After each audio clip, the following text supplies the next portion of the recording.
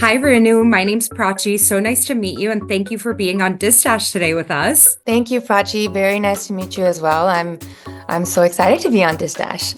Well, I'm super excited today to have you and to talk about Floater. And I got to watch the video, and I have to say, like, all of the cinematography, the dance, the choreography, every aspect of it looks incredible. And of course, the underlying message we all, especially as women, should be taking in very deeply. And I think, like, the thought process behind it, everything is so deep. And we're just here today to talk to you more about your process and how you got into the world of acting, your journey, and then, of course, about Floater, too. Thank you.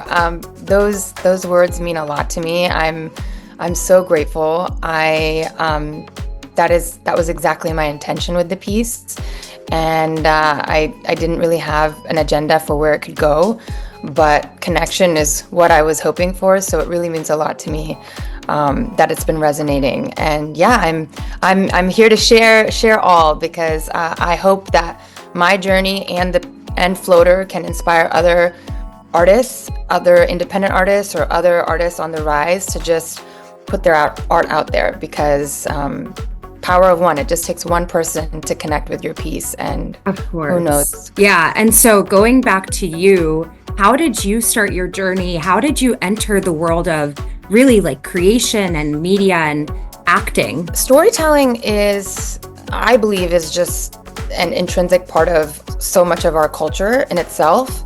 I grew up in here in America. I grew up in the Midwest in Indiana, but my family is from India.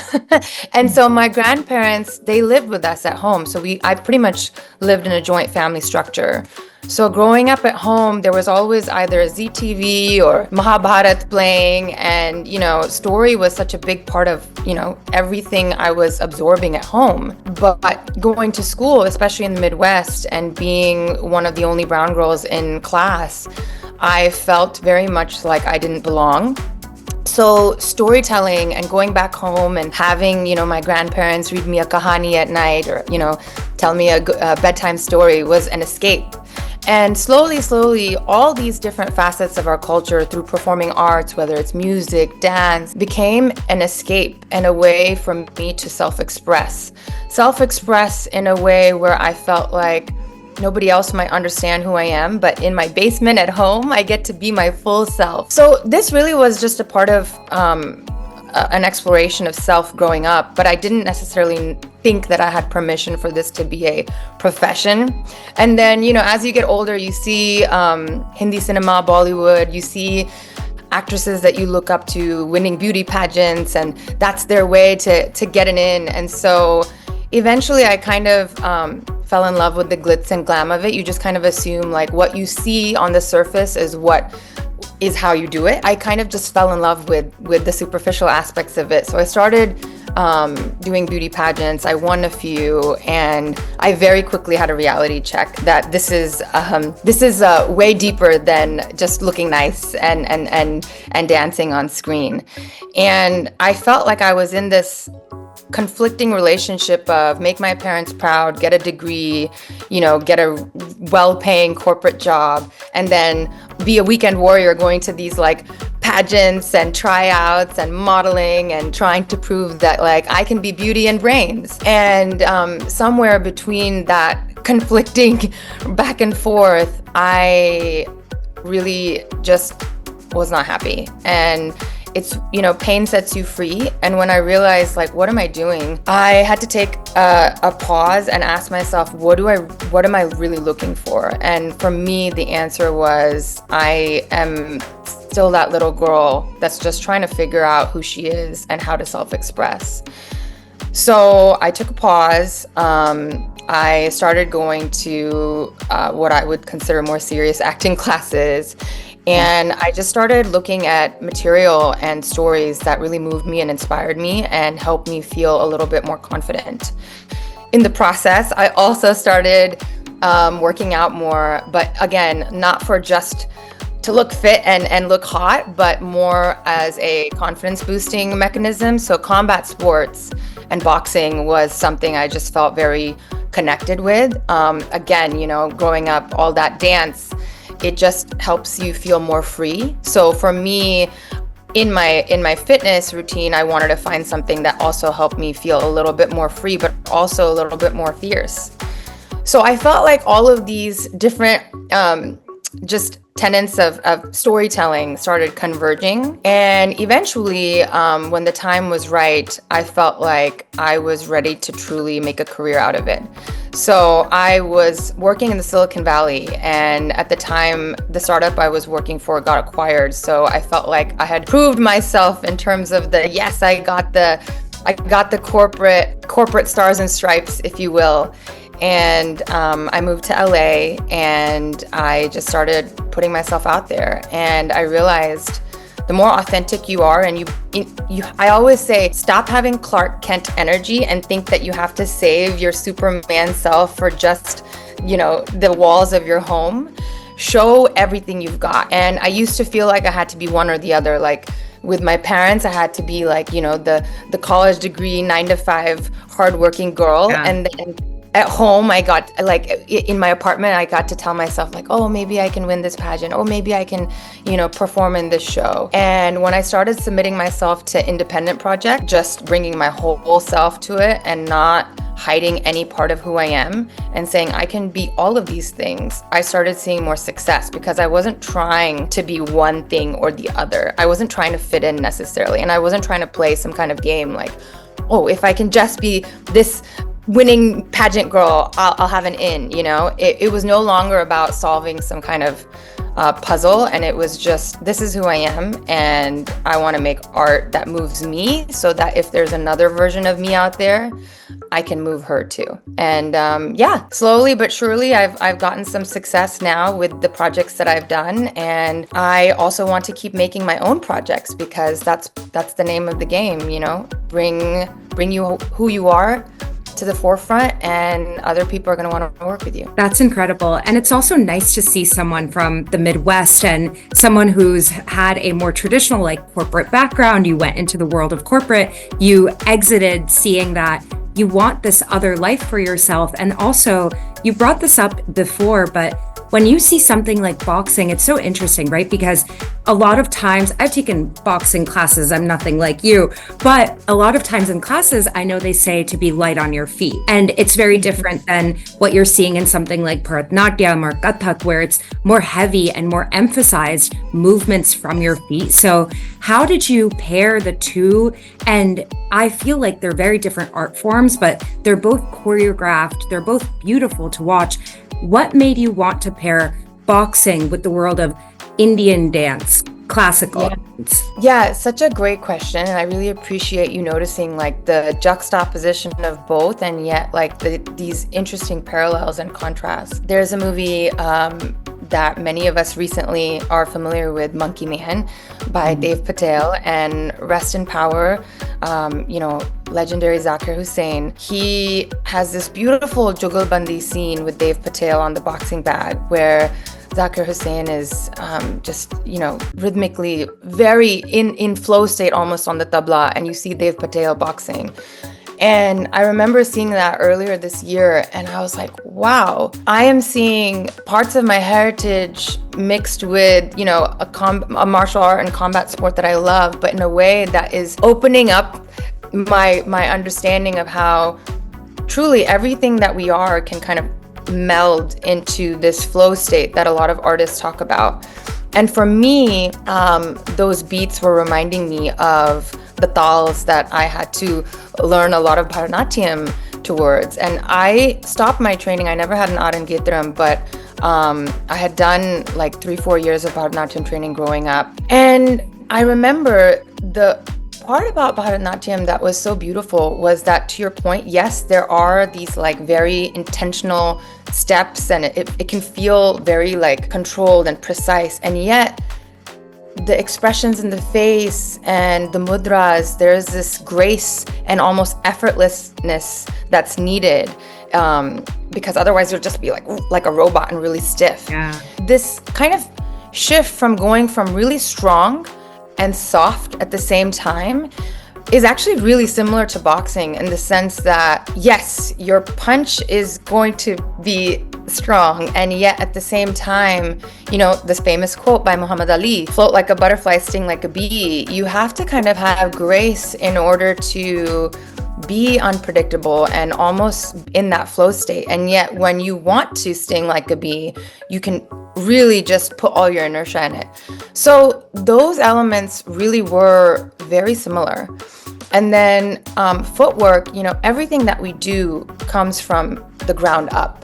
So our feet really is where everything that we do as human beings is where we get grounded. And so the footwork aspect of it, I felt, was extremely symbiotic. In boxing, we think it's here, we think it's with the hands, but truly everything we're doing is coming from our feet and our hips. And in Bharatanatyam, it's about maintaining that squat stance. You know, it's so much in your hips. And similarly in boxing, you gotta be in your hip, complementing aspects of the physicality.